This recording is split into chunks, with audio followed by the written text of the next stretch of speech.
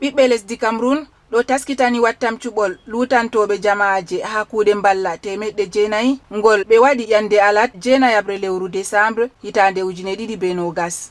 Alamaji wattam cuɓol ngol holli nder cuɓoɓe 2024 be temeɗɗe ɗiɗi e cappane nayi e go'o ɓe winditi geɓe cappane jeenayi e jeeɗiɗi kam fu cuɓi. Nder alamaji man ha nder jam'iyaji 14 yalɗirɗi ha cuɓol ngol jam'iyaji ɗiɗi ɓurdi cuɓoɓe UNDP be RDPC. Jam'iya RDPC gonga dow laamu nyami cuɓol ngol ha jihaji jeenayi nder 10. Jam'iyawa lunankewa wiyetenga UNDP nga Bello Buba Mai Gari nga nyami ha jiha Adamawa. Nder département ji Adamawa 5 UNDP nyami ha gure 4.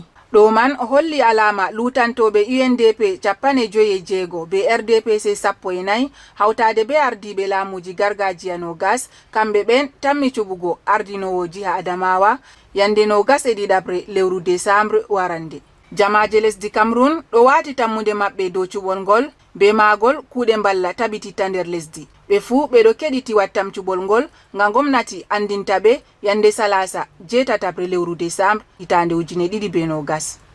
Ngaundere Mariamu Mumini, Wela FM.